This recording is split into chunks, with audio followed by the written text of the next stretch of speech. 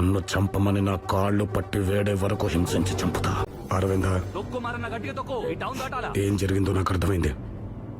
నువ్వు మాట్లాడకుండా నేను చెప్పేది విను. నీ పక్కనున్న వాడికి ఒక చేయలేదా? లేకపోతే అను. పసిరెడ్డి వెళ్ళి నరుక్కోండి, మీకు అలవాటే కదా. మిగిలిన వాళ్ళతో మేము రాజకీయం చేసుకుంటాం, మాకు అవసరం కదా.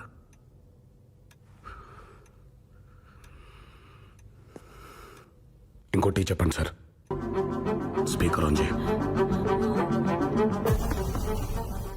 మీరు ఎవరో ఏందో నాకు తెలియదు సామే. కనుక్కుంటా, పెద్ద కష్టమేమీ కాదు.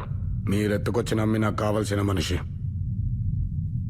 ఈ పొద్దు మీరు ఆమెను ఏమైనా చేయొచ్చు, కానీ రేపు నాది.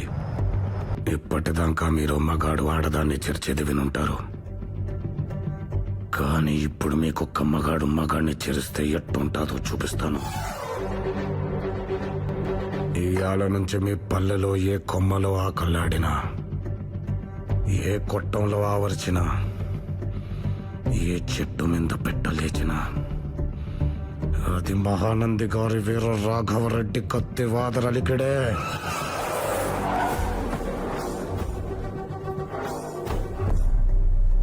గుర్తుపెట్టుకోండి, మీలో ప్రతి ఒక్కడు నన్ను చంపమని నా కాళ్ళు పట్టి వేడే వరకు హింసించి చంపుతా.